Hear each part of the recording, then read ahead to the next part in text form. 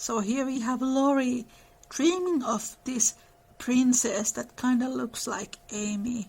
And then we have Amy making sketches of a curly-haired young man, but his face is blurred. Her aunt told that she regretted her answer to Fred and finding denials useless, taking care that Laurie should know that Fred had gone to Egypt. That was all, but he understood it and looked relieved as he said to himself with a venerable air, "I was sure she would think better of it. Poor old fellow, I've been through it all, and I can sympathize." With that he heaved a great sigh, and then, as if he had discharged his duty to the past, put his feet up on the sofa and enjoyed Amy's letter luxuriously. While these changes were going abroad, trouble had come at home, but the letter telling that Beth was failing never reached Amy. And when the next found her, the grass was green above her sister. The sad news met her at Vevey, for the heat had driven them from Nice in May, and they had travelled slowly to Switzerland by way of Genoa and the Italian lakes. She bore it very well, and quietly submitted to the family decree that she should not shorten her visit, for since it was too late to say good-bye to Beth, she had better stay and let absence soften her sorrow. But her heart was very heavy. She longed to be at home, and every day looked wistfully across the lake, waiting for Laurie to come and comfort her. I feel very bad for Amy because I am very close to my sister. Of course she wanted to be at home. This is really troublesome because in adaptations in 1933 and then 2019, they don't include this growth process that Laurie goes through when he realizes that he doesn't really love Jo. Like in that opera composing scene, he only thinks Jo's unpleasantries and then he wants to marry her because she is the safety net.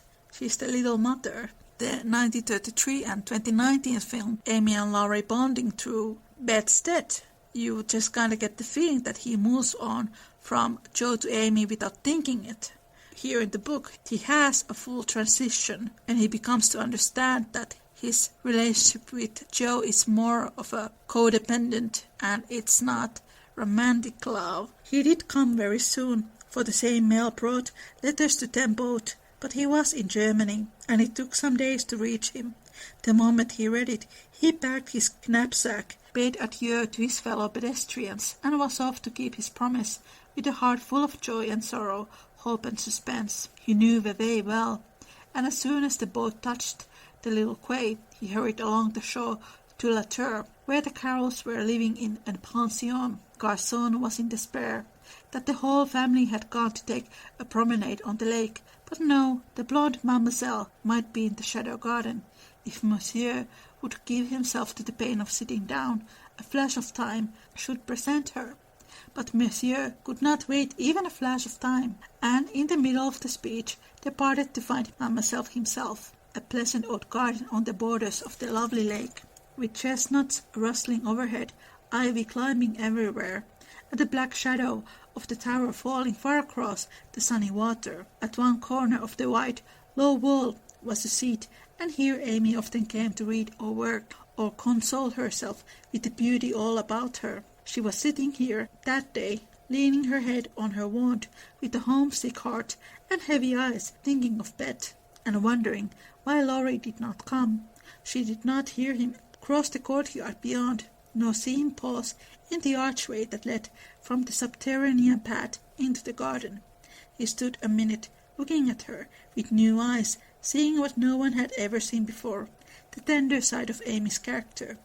Everything about her mutely suggested love and sorrow, the blotted letters in her lap, the black ribbon that tied up her hair, the womanly pain and patience in her face. Even the little ebony cross at her throat seemed pathetic to Laurie, for he had given it to her, and she wore it as her only ornament. If he had any doubts about the reception she would give him, they were set at rest the minute she looked up and saw him, for dropping everything, she ran to him, exclaiming, in a tone of unmistakable love and longing, "Oh, Laurie, I knew you'd come to me."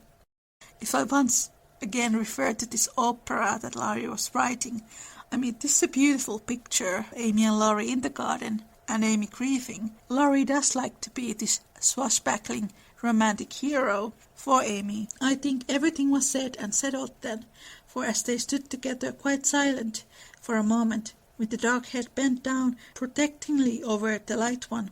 Thank you so much for listening. Link to the full episode, Laurie's proposal to Amy, deep analysis, is in the description. Take care and make good choices. Bye!